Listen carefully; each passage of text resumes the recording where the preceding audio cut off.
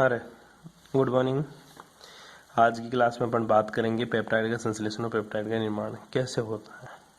तो मैं last class में मैंने बता दिया था पेप्टाइड बॉन्ड्स क्या होता है। फिर से बता रहा हूँ, जो पेप्टाइड्स बॉन्ड होता है वो तेरा होता है C+O और N ग्रुप इधर जुड़ जाता है। इस टाइप का जो बॉन्ड होता है उसी को पेप्टाइड्स बॉन्ड बोलते हैं। अब बात आती है गुरुजी, पेप्टाइड्स बॉन्ड तो बना किससे रहा था? कंडेंसेशन से। मतलब तू बोल रहा था कि मैंने इसका संघनन कर दिया। ठीक है, संघनन मतलब तूने कंडेंसेशन किया। तो एक बात बता मेरे को कि जो पेप्टाइड्स बॉन्ड तू बनाया, कंडेंस किया, तो गुरुजी इन दो ग्रुप का कैसे कुछ नहीं बिगड़ा? तू हीट कर रहा मेरे भाई, इसको हीट कर रहा है तो गुरुजी यहाँ से भी तो हाइड्रोजन गैस बाहर निकल सकती थी। कंडेंस कर रहा, टेम्परेचर दे रहा, तो इन दोनों बॉन्ड्स का, ये दो टर्मिनल ग्रुप है, इनके साथ क्यों कुछ नहीं हुआ? फिर से तेरे दिमाग में आएगा कि गुरुजी कैसे क्या नहीं हुआ। मैं ये बोलना चाहता हूँ कि सर एक हाइड्रोजन ये दे दे और यहाँ से OH दे दे, H2O निकल जाए, साइक्लिक रिंग बन जाए ना। फिर इन दोनों ग्रुप के साथ कंडेंसेशन करने पर रिएक्शन क्यों नहीं हो रही? ठीक है, वो देखते हैं अपन कैसे बना रहे हैं संश्लेषण इसी में। ठीक है, तो देखिएगा पेप्टाइड का संश्लेषण या पेप्टाइड का निर्माण। पेप्टाइड श्रृंखला के निर्माण में सर्वप्रथम एमिनो अम्ल के कार्बोक्सिलिक अथवा एमिनो समूह को रक्षित करते हैं। आगे बात समझ में? मैं तेरे को बोल दिया, डायरेक्ट रिएक्शन करा के तो दिखा दिया तेरे को कि यहाँ से H2O बाहर निकल जाता। तेरे दिमाग में क्वेश्चन आना चाहिए था, गुरुजी एक हाइड्रोजन ये दे दे, यहाँ से OH दे दे, H2O बाहर निकल जाए, तो ये दोनों रिएक्शन क्यों नहीं कर रहा? ये दोनों रिएक्शन इसलिए नहीं करता मेरे भाई कि इसको कंडेंसेशन कराने से पहले इन दोनों ग्रुप का अपन को रक्षण करना होता है। रक्षण मतलब इन दोनों ग्रुप को अपन को प्रोटेक्ट करना है। और इन दोनों ग्रुप को प्रोटेक्ट करने के बाद में ही तू कंडेंसेशन करवाएगा। अगर इन दोनों ग्रुप को प्रोटेक्ट करने से पहले तूने कंडेंसेशन करवा दिया तो यहाँ से हाइड्रोजन, यहाँ से OH भी H2O के रूप में बाहर निकल जाएगा और एक साइक्लिक कंपाउंड्स बन जाएगा तेरा। ठीक है, तो इन दोनों को कैसे प्रोटेक्ट करते हैं आओ चर्चा करते हैं जी। ठीक है, तो ध्यान दीजिएगा, पेप्टाइड श्रृंखला के निर्माण में सर्वप्रथम एमिनो अम्ल के कार्बोक्सिलिक और एमिनो समूह को रक्षित करते हैं। मतलब एक तो COOH को और ANH2 को रक्षित करते हैं, जिसमें एक ही एमिनो अम्ल के अणु का संघनन स्वसंघनन नहीं होता, जिससे बच जाता है उनका संघनन होने से। कैसे रक्षित करते हैं वो देखते हैं। पेप्टाइड श्रृंखला का निर्माण 3 पदों में होता है। पहला, एमिनो अम्ल के कार्बोक्सिलिक ग्रुप या फिर एमिनो समूह का रक्षण करो। उन दोनों को रक्षित करने से पहले तूने अगर उसका कंडेंसेशन करवा दिया तो साइक्लिक कंपाउंड बन जाएगा और एक चेन की जगह तेरा क्या बन जाएगा? बिल्कुल साइक्लिक कंपाउंड बन जाएगा। देखिएगा नेक्स्ट आगे, एमिनो अम्लों का संघनन। ठीक है, उसके बाद में अपन को कंडेंसेशन करवाना है। अब तूने उनको रक्षित किया, कुछ ना कुछ ग्रुप जोड़कर उनको रक्षित कर दिया। तो रक्षित कर दिया तो अब जो रक्षित कर रहा था उसको वापस हटाऊंगा भी ना। सोच रहे, एक बात सोच ले, एक घर में 5 बंदे हो तुम। ठीक है, तुम 5 बंदे हो। ठीक है, तुम 5 हो, उनमें से तेरे को पीटने वाला कोई आ गया। ठीक है, कोई तेरे को घर पे पीटने वाला आ गया। अब पीटने वाले आ गए बहुत सारे, तुम 5 हो। मतलब तू है, मम्मी है, पापा है, मतलब 3-4 जन, 2-3 भाई है। उनमें से बीच वाले को तो वो पीट रहे, तुम 2 को, एक बड़े वाले को और एक छोटे वाले को नहीं पीट रहे। क्यों? क्योंकि पापा और मम्मी उन दोनों को रक्षित कर रहे हैं, मतलब उनकी रक्षा कर रहे हैं। केवल तेरी पिटाई हो रही दबा के। ठीक है, क्यों नहीं हुआ? क्योंकि सर उन दोनों का रक्षण हो गया, वो दोनों प्रोटेक्ट हो गए। किसके द्वारा? मम्मी और पापा के द्वारा। और मैं प्रोटेक्ट नहीं हुआ, इसलिए मेरी पिटाई हो ली। सेम यहाँ पे होता है अपना, एमिनो एसिड्स के अंदर 2 टर्मिनल होते हैं, एक में NH2 ग्रुप और COOH, तो दोनों को प्रोटेक्ट कर लेता है। अब एक बात बता, फिर उनके जाने के बाद में पापा मम्मी उनको छोड़ देंगे, मतलब उनका प्रोटेक्शन वापस हटा देंगे, वो फ्रीली घूमेंगे वापस से। वही कारनामा इस रिएक्शन में होता है। सबसे पहले कार्बोक्सिलिक अम्ल और एमिनो समूह को रक्षित किया जाता है, फिर संघनन होता है। मतलब पहले पापा मम्मी ने पकड़ लिया, फिर तेरी पिटाई हो ली, एमिनो अम्लों का संघनन हो लिया, फिर पापा मम्मी ने वापस उन दोनों बड़े वाले को और छोटे वाले को छोड़ दिया। ठीक है, मतलब रक्षित समूह का पृथक्करण है। बैठ गई बात समझ में? आगे देख कैसे करते हैं। फॉर एग्जाम्पल, एक एग्जाम्पल लिया अपना, ग्लाइसिन एलानिन का संश्लेषण है। सबसे पहले ग्लाइसिन एलानिन अम्ल को, एमिनो समूह को बेंजीन क्लोरोफॉर्मेट के द्वारा, ध्यान दे, बेंजिल क्लोरोफॉर्मेट के द्वारा रक्षित किया जाता है। बेंजिल क्लोरोफॉर्मेट डाल देते हैं सबसे पहले। तो ये क्या करता है बेंजीन क्लोरोफॉर्मेट? ये नाम है C6H5CH2O, डबल बॉन्ड OCl, इसको बोलते हैं बेंजीन क्लोरोफॉर्मेट। ये क्या करता है? इस हाइड्रोजन को दोनों के साथ रिएक्शन करके HCl बाहर निकाल देता है और इस ग्रुप को प्रोटेक्ट कर लिया। मतलब अब कंडेंसेशन करवाएगा तो NH2 का तो होने से रहा सर। क्यों? क्योंकि इसको तो रक्षित कर दिया, इसलिए इसको बोल बोल दिया एन रक्षित ग्लाइसिन।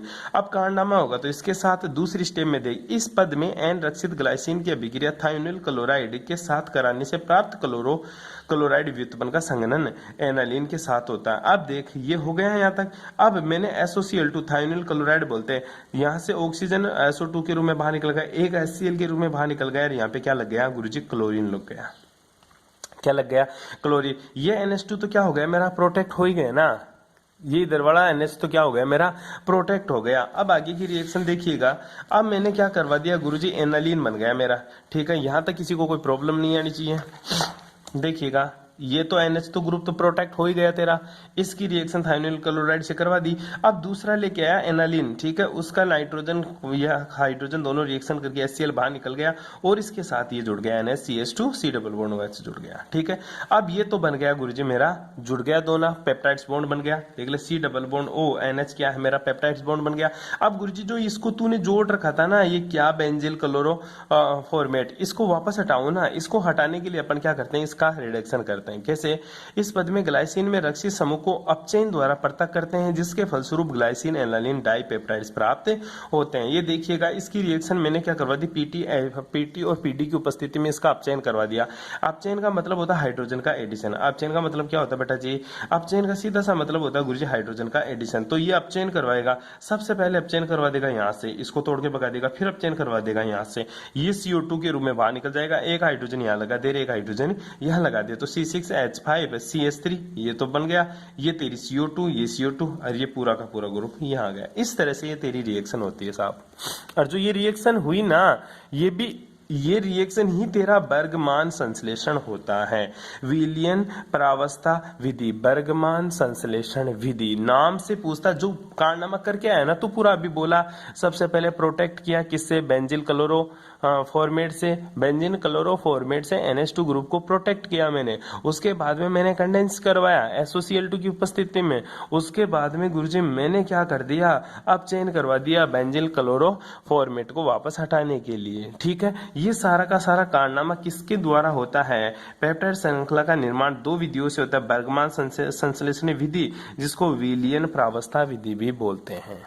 ठीक है, विलियन प्रावस्था विधि या बर्गमान संश्लेषण नाम से पूछता मेरे भाई, इसको रट लेना, याद कर लेना बर्गमान संश्लेषण क्या होता है। जो ऊपर कारनामा किया ना, सारा का सारा बर्गमान संश्लेषण ने किया था। दोबारा पढ़ ले, इसने क्या बोल दिया, इस विधि में एमिनो अम्लों के एमिनो समूह का रक्षण पर आधारित होता है। रक्षण किया तूने बेंजीन क्लोरोफॉर्मेट के द्वारा, इसको रक्षित किया सॉरी ठीक है, तथा इसमें एमिनो समूह के रक्षण के लिए बेंजीन क्लोरोफॉर्मेट का उपयोग में लेते हैं। वही तो किया तूने। ठीक है, नेक्स्ट देखिए, इस विधि में बेंजीन क्लोरोफॉर्मेट का निर्माण बेंजीन अल्कोहल और कार्बोनिल क्लोराइड की अभिक्रिया से होता है। पहली बात यही आती है कि सर बेंजीन क्लोरोफॉर्मेट बनता कैसे है।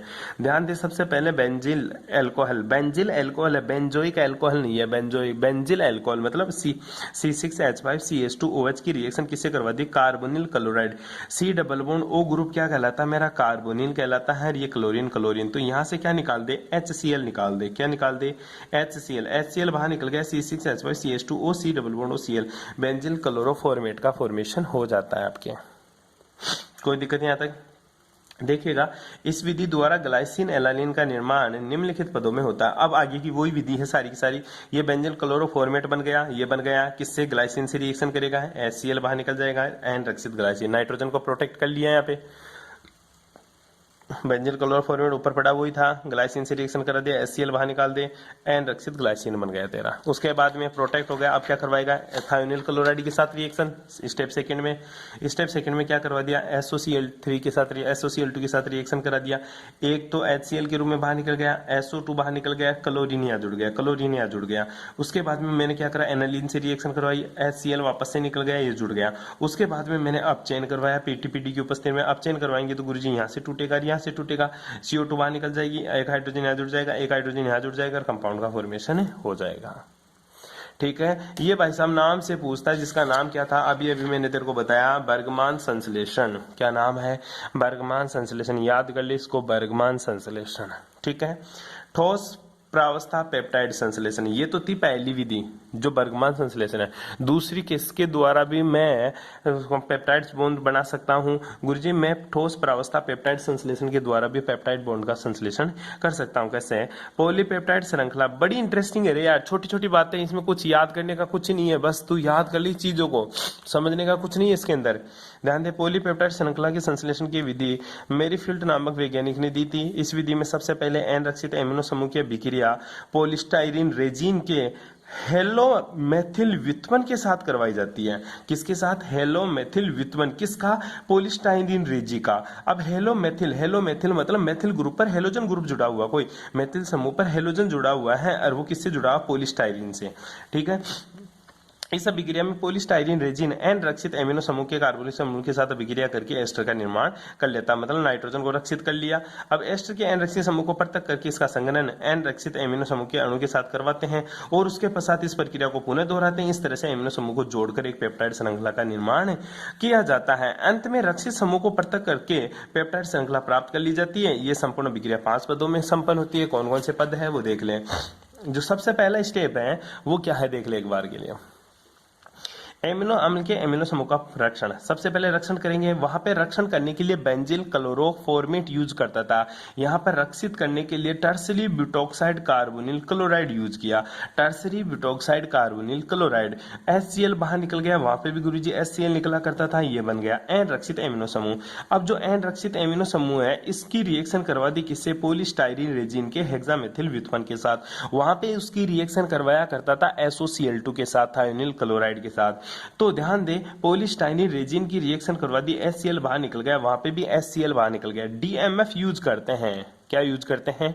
DMF है। ठीक है, तो ये HCl बाहर निकल गया, ये मेरा एस्टर बन गया और ये कौन सा ग्रुप जुड़ गया बीच में? पेप्टाइड्स बॉन्ड आ गया।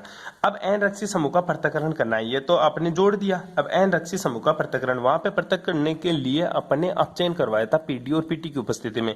यहाँ पे करने के लिए अपन क्या कर रहे हैं? CF3COOH की उपस्थिति में CH2Cl2 की रिएक्शन में हीट करवाते हैं, तो ये सारे ग्रुप हट जाते हैं। PSCH2O, ये NH2 बन गया, ये बाहर निकल गया। अब एन रक्षित एमिनो समूह के साथ संघनन करवाते हैं।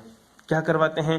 फिर से संघनन करवाते हैं। संघनन करवाते हैं किसके साथ? एन रक्षित एमिनो समूह, ये पहले से रक्षित समूह था कोई, ये दूसरा रक्षित समूह, दोनों रक्षित समूह के बीच में रिएक्शन करवाते हैं। यहाँ से H2O बाहर निकल जाता है। क्या बाहर निकल जाएगा? H2O बाहर निकल गया DCC की उपस्थिति में। DCC की उपस्थिति में H2O बाहर निकल जाता है, ये मेरा पेप्टाइड्स बॉन्ड का फॉर्मेशन हो जाता है। याद कीजिएगा, वहां पे अपन ने एक ही ग्रुप को प्रोटेक्ट किया था, यहाँ पे दोनों ग्रुप को प्रोटेक्ट करके फिर रिएक्शन करवा रहा है। ये बैठ गई बात समझ में? इस तरह स्टेप 3rd और 4th की पुनरावृत्ति में एमिनो अम्ल के अनेक अणु जुड़कर इच्छित लंबाई के पॉलीपेप्टाइड श्रृंखला का निर्माण तू कर सकता। अब 2-3 नाम आए थे तेरे पास, एक तो DCC, क्या था?